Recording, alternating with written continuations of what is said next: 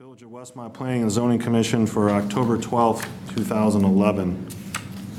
We have roll call, please. Commissioner Fleet? Here. Commissioner Fidesco? Here. Commissioner Pill? Here. Commissioner Thomas? Here. Commissioner Van Buren is here, and Chairman Anton. Here. We have a quorum. Will you please all rise for the Pledge of Allegiance? I pledge allegiance to the flag of the United States of America and to the republic for which it stands, one nation, under God, indivisible, with liberty and justice for all. Okay, well, I got you up. If you're going to speak, you please raise your right hand. Swear to tell the truth, the whole truth, and nothing but the truth. I do. Thank you. All right. And please, everybody, if they'd shut off the phones so they don't make noise while someone's talking. All right. Can we get an approval of the meeting minutes for September 14th, 2011 meeting? I move that the minutes be approved as adopted as printed. Second? Okay, I was first by Wally Van Buren and seconded by Commissioner Fleet. Give a roll call, please. Commissioner Fidesco? Yes. Commissioner Pill? Yes. Commissioner Thomas? Yes. Commissioner Van Buren votes yes. Commissioner Fleet? Yes. And Chairman Anton. Abstain from that. Okay. Let's go to new business. Under Planning and Zoning 11-041, Patrick Halthaus of Bradford and Kent Builders on behalf of Sandra L. Timmerman regarding the property located at 324 Blackhawk Drive, Westmont, Illinois, for the following. A zoning code variance request to permit lot coverage greater than the 30% maximum allowed in the defined development moratorium area for use of constructing a single-story addition. Mr. Halthaus here? Joe Pavone, for the record, I'm here for Pat Hall House. Yeah, come on up and sign in, please. Sign in, please. It was Joe what? I'm sorry? Joseph Pavone, P-A-V-O-N-E, and I'm president of Bradford and Kent Builders, and I'm here for Pat Hall House, who works for us. So you want to hear about the variance that we're seeking. Sandra and Edward Timmerman have a residence that apparently exceeds the lot coverage at present time, and they would like to build a single-story sunroom addition, which meets other zoning regulations. And they have a patio presently that they have agreed to remove to make room for the sunroom. So in essence, you know, we're really not asking to exceed the present lot coverage.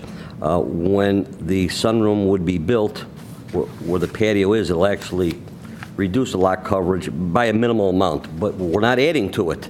And I think that's the whole premise of the, request for the variance. I realize that you went through a great deal of trouble to, implement a new ordinance for the purpose of concerns of the water. I don't think we're not adding to the burden. The two adjoining neighbors, I have a copy of the topo that's been drawn up, are actually higher than the Timmermans. So, there's not going to be any adverse water to the neighbors.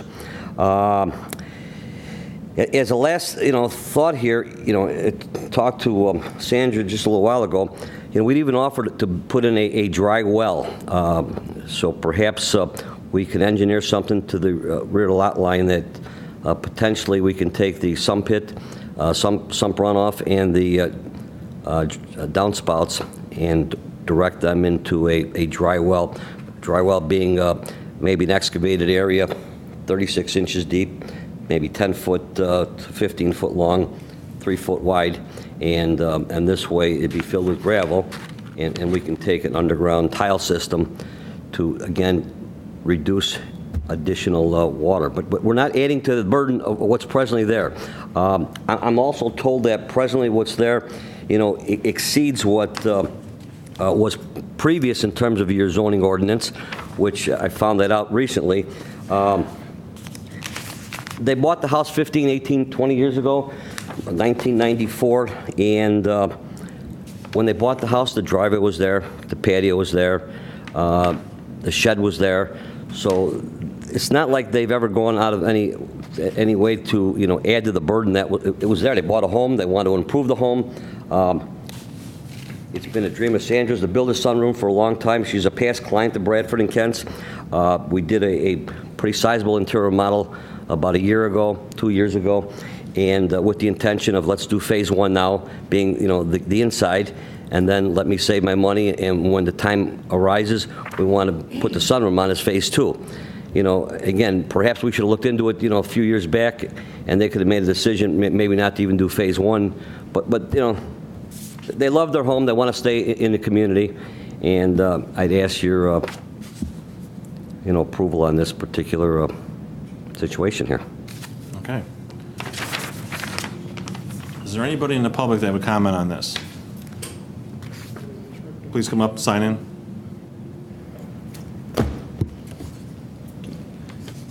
My name is Joe Hernstrick. I reside at 224 Naperville Road, which is the property immediately to the rear of their property, or to the west.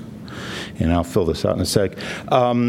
I don't have a problem with what they're doing. It's fine by me. It's of no inconvenience or anything to my property. The problem that they have is that when Myers and Mayer's subdivision was created in 1973, this lot was already substandard to the code of this 1972 ordinance of 7,800 square feet. Of the ordinance, mine is just above it at 7,902. Both of us actually right now both violate the 30% level and the 35% level at this time, but this was all done, everything that was put on either property that I know of was done with the building permit. At least as far as I know, that the patio, their driveway, my garage, any of the structures that are on that property were all done with appropriately filed building permits. For some reason, if you look at the variance within the area, the lots vary from as large as 20,000 in Myers and Mayer's subdivision of 8 lots. It is 20,866 down to 7,576 because of the trapezoidal shape of the two parcels, Lot 10 and 11 of the original Arthur T. McIntosh subdivision that were combined to form this subdivision. So whatever reason, they were granted 8 lots. Nowhere in that 3-block area do you have 5 lots in 300 feet. I've walked and checked that out just before coming here. So it was obviously for some convenience, this was permitted at the time. I didn't have the time to come in and file an FOI and start to go back through old village records to exactly see what transpired. But I suspicion it just was, somebody needed. I was told at the time by the then building and zoning officer Frank Johannick and by the village clerk who was Elmer Fries at the time, both told me that they wouldn't have made the development if they wouldn't have given them the 8 lots. So while if you look at the entire subdivision of Lot 10 and 11, it only comprises of 23% lot coverage. So there's a whole huge area that's available to take excess water. If you go to the west 300 feet of the block is a park which has 5% lot coverage and a retention area on it. So, but that doesn't actually where our water flows. Our water does flow to the east into the watershed there, into the sewer, which we learned after they failed to reconnect the sewer during the road work on Black Hawk Drive 2 years ago. Anyway, as I say, I broke it out. I looked at all of them, and as I say, the best thing I can say is that somebody must have said, well, you're only covering, going to cover a certain percentage of it, and it doesn't really exceed. And I doubt anybody could, within the building rules, build to where we would cover 30% over that whole area, except for the 2 lots where we are. The 2 corner lots are very small. So I have no problem with what they plan. It sounds fine. I have a garage that's 3 feet off the lot line there, but it's to that area. It's not it wouldn't be close to my home or anything. We're fenced between us, and there's no particular issue. So that's all I have. I appreciate your insight, sir. Thank you. Is there anybody else that will speak on this? And if you want any of my numbers, I have enough copies for the board, if you want them. Okay, then we'll close public comment on this, and we'll go to Commissioner Fleet. Mr. Pavone, since we like to do numbers here, Could you come back up when you answer questions, please? Thanks. the facility that you're going to install will actually, according to our numbers here, will be a reduction in coverage, Yes, sir. and we're showing 5/10 of, Yeah, it's 1%. insurmountable, but there's a patio there that is a little larger in size than the sunroom, and if the concrete patio is considered impervious, then so is the sunroom. We're trading one for the other, basically. and well, you're just going to remove that patio? Patio comes out, and then obviously you put a foundation and the slab for the new room, and then erect a new addition. And again, the new addition would be just a little bit less than the patio in size. No further questions. Thank you. Commissioner Fidesco, please. Yeah, I had one question regarding the concrete blocks to the west of the proposed sunroom. Now, they show up on the existing end. As far as the new, are they still staying there, or are they getting removed? They're going to be removed. So that's part of the reduction? Okay. No, we didn't count that. I don't know where that came from. I don't think the blocks are on the survey. Anybody ever show the blocks anywhere? They're not blocks.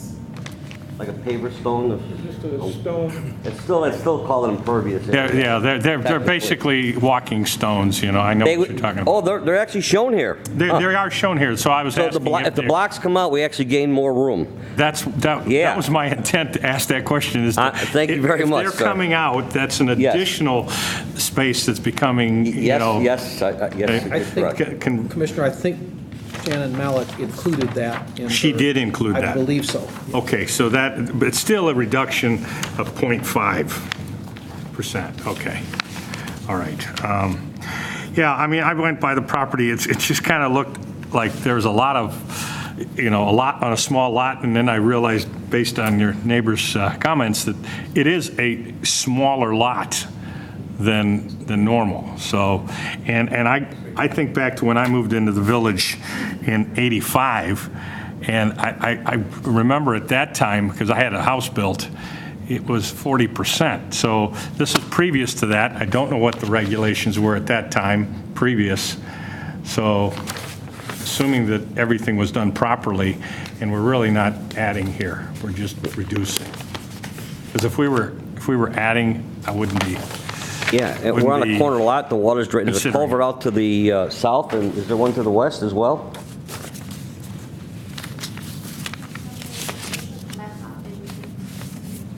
And put the new sewers in, so, yeah. And like I say, we'd offer a dry well if the village engineer felt as though, that would be some help. I mean, Yeah, that might be an undue burden on the homeowner, but it would Well, help it would the be. area, but, I'm not so sure that the homeowner is responsible for that. That's my comment. No further questions. Commissioner Van Buren, please. This doesn't have to do with lot coverage, but you call this a sunroom, yet you're putting in a foundation. This is not a floating slab. correct, it would be a foundation. Okay, will this be heated, cooled? Yes, it will, sir. Will this be an integral part of the house? Year-round room. It'll be year-round, okay. Yes, sir. Okay. Is anybody in the room here opposed to what the application of this applicant? I know the intent of the restriction on the moratorium of not expanding anything in this area was to keep us from flooding, actually. And I can't see where this action would have any adverse effect on that, so I don't have a problem with it. Okay. Commissioner Pill. I agree with Commissioner Van Buren. I'm not sure that there could be an adverse effect viewed by this. it's not a great deal of decrease, but it's a decrease nevertheless, and it's certainly, as you are good enough to point out, not an increase. And if there was a drainage area in the back of the yard installed, that would further help alleviate any potential for any neighborhood flooding. I don't have a problem right now. Thank you. Commissioner Thomas. I agree with the rest of the commissioners, as if this had gone for an addition, greater thing, there wouldn't be any chance of it passing at all. We are going down, so I have no problem with it at all. We wouldn't be here. Yeah, thank you. That's all I have. Okay, I also agree that you're not asking for an increase. It is larger than what's approved or what's normal. As I see as you're changing it out, it seems to be okay to me. Attorney, you have it. Yeah, just in the staff summary, the village planner expressed some concern that this could be viewed as setting a precedent for allowing a building in this area subject to the 30% lot coverage. And it could be, but limited to these facts, which is an improvement that results in a reduction in overall lot coverage and a situation where the owner, although there's an overall overage, the owner took no action herself to create the overage. She bought a pre-existing home that exceeded it and did not add to that problem. Under those limited facts, I think that's a precedent that's not necessarily bad to set. Anything else from the commission? Okay. Since we're looking for a variance, I'm looking for a reading of the findings of fact, please. Criteria number 1, the property in question cannot yield a reasonable return if permitted to be used only under the conditions allowed by the regulations in the district in which it is located. The property owner wishes to replace an existing patio with a single-story sunroom. Although the pre-existing lot coverage is in excess of the maximum allowed by code, this proposed addition will result in a reduction of lot coverage by 0.5%. Without this variance, the property owner could not make any substantial improvement to her property, even if such improvement resulted in a reduction of the lot coverage, and therefore the owner cannot yield a reasonable return by complying with current zoning regulations. Criteria number 2, the plight of the owner is due to unique circumstances. By replacing an existing patio, the property owner will actually reduce the current lot coverage for the property. Criteria number 3, the variation, if granted, will not alter the essential character of the locality. The proposed sunroom measures only 218 square feet and is not a single-story structure, is a single-story structure, replacing an existing patio at this location. This modest structure will not increase stormwater runoff and will not adversely affect the surrounding properties. If you agree with this, please raise your hand. We're unanimous in agreement. Okay. Let's see, where am I at here? Okay.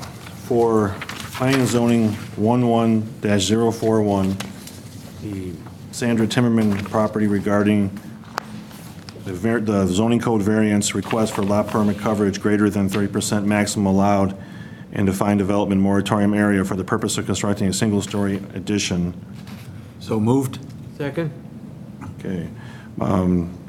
Motion by Commissioner Pill, second by Commissioner Thomas. Can we have a roll call, please? Commissioner Pill? Yes. Commissioner Thomas? Yes. Commissioner Van Buren votes yes. Commissioner Fleet? Yes. Commissioner Fidesco? Yes. And Chairman Anton. Yes. We have our recommendation. Go to the board. Thank you for coming in. Thanks for the insight. Appreciate it. All right.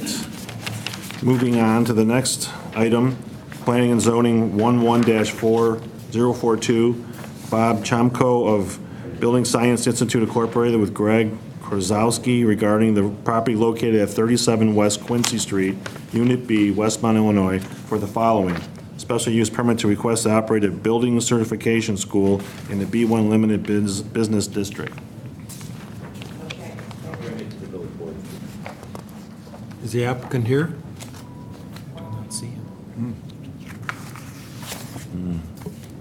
Anybody here for this P&Z 042? What I would recommend is that the public hearing for this be entered and continued until the next month with no need to then republish and simply appear on the next agenda. Motion to continue Planning and Zoning Item 11-042. Second. Motion by Commissioner Pill, seconded by Commissioner Fidesco. Need a roll call on it? Roll call, please.